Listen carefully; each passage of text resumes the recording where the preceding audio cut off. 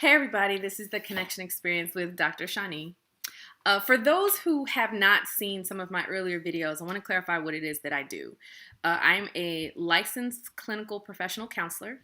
I have a doctorate in clinical psychology. So I'm a therapist and I specialize in relationships. And that means relationship to yourself and relationship to others. Now, it is Mental Health Awareness Month. I'm going to be focusing a lot of these videos this month on self-care and self-compassion. The reason for this is, this is just a personal belief. I truly feel like we are all one stressor away from snapping, right? So, and I'm not talking about your deeper biological clinical issue. I'm talking about your average everyday person who has work, family, friends, just multiple things to juggle. We are like all one stressor away from snapping. So that's what this video is about today. It's about burnout. In honor of Mental Health Awareness Month, I want to share a little bit about what has been going on with me the last 2 weeks and why I decided to take a little bit of a break. I noticed that I had heightened irritability, especially at home. Not necessarily at work, because at work it's kind of like, all right, you geared up, you know you're at work, you know you're here for a certain reason, and you push through it. But at home I found that my resources were really low when it came to managing my irritability. Forgetfulness. I was forgetting things. I was unorganized. I was forgetting about appointments and things like that. I was always tired. I never felt rested, even if I got a lot of sleep. Headaches, decreased productivity. I would be running around all day. And at the end of the day, I look at my to-do list and I'm like, Sean, you ain't getting nothing done. Ain't nothing done. Your to-do list is what it was yesterday, but you've been out running all day and your mind's been working all day and you're tired, but you ain't got nothing done. So then the list just looks like it's never ending. So that's already contributing to being tired. My little one is here in case you hear her running around. So you don't have time for yourself. You're not taking lunch breaks at work. You're working these crazy hours, daydreaming a lot. You start running out of ideas and not feeling very creative. Your fuse is short. You know, you just kind of waiting for somebody to step to you the wrong way. It's just like, just wait. Today's not the day, and there's no reason for it, right? So compassion fatigue. So if you are in a helping field, I don't care if you are a teacher, a therapist, a doctor, a bartender, a hairdresser, y'all know those are helping fields too, just to clarify, those are helping fields. And you find yourself caring a little less about what people are saying. No, that's no good. That's no good. And that's not about the job necessarily. It's more so about your tank. And if your tank is fueled enough. Commitments, you're overcommitting to things that you probably should be saying no to. I hit all of these. So I was hitting all of these and I was like, you're really irritable. You're losing patience with the kids. You're snapping at your husband every time he looks at you the wrong or right way. It didn't matter. And what's up? What's going on? So battery is low, right? And it's really sneaky because something like irritability or working a lot might seem like your everyday kind of deal. But it should not be your everyday kind of deal. And that's probably what's contributing to the burnout. Nobody gets a reward for self-abuse. Okay, let's just be clear about that. I've seen a lot of articles that talk about what millionaires do and how they do it. And it's like they get up early, they go to bed at night, their mind is always working, and they're not stopping.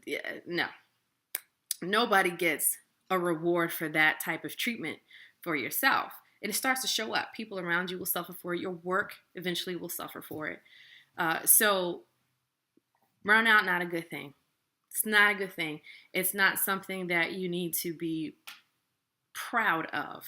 Okay? You should be proud of knowing your limits, refueling, taking care of yourself, learning to say no, setting a healthy boundary with yourself around what you're pouring out. If you're a person that just tends to naturally pour out a lot, you need to be pouring back in the same way so you have more to give if that's the kind of person you are. No one's saying that you don't need to be a person that pours out to another being or another aspect of your life. It's saying add yourself to the list. That's it. Don't be a non-caring person. Just add yourself to the list and not at the bottom of the list, right? So how can you get ahead of some of this stuff to prevent it?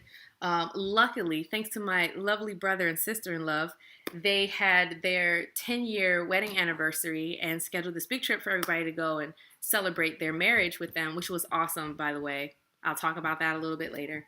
So luckily, I had a vacation already set up. It was already set up, and it was at the perfect time. I was really looking forward to it. I think I hustled a lot to get to that point, and then by the time I got here, I was like, oh God, thank God.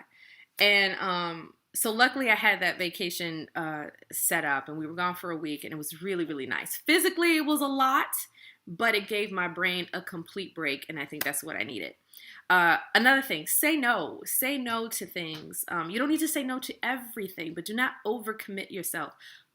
Those of us who are introverts, we know there is a certain amount of social events we can handle in a period of time before our teeth start to come out, right? We talked about this before. So learn to say no. That's a healthy boundary, right? It's not about controlling another person. It's about setting healthy limits for yourself. Talk to someone. Talking to a therapist is nice because that's your space. You don't have to deal with anybody else's issues but your own. But if you're not in therapy, talk to a friend, talk to a family member. Just unpack. You don't have to keep it all to yourself.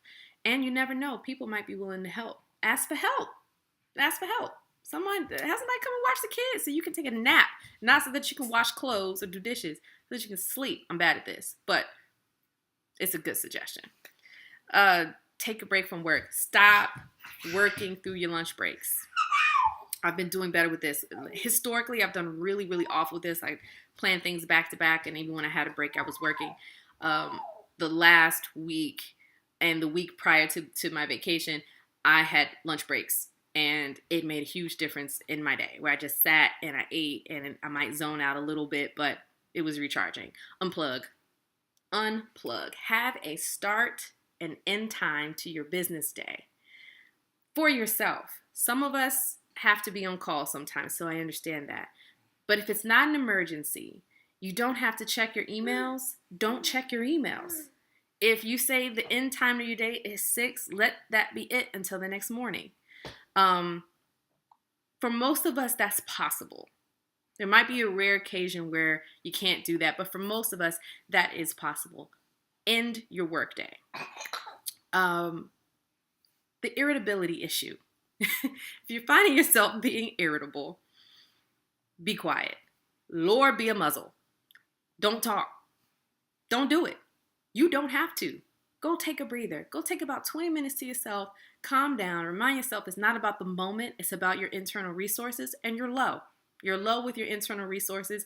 That is not the time to be responding to someone. Take a breath on your own, somewhere else.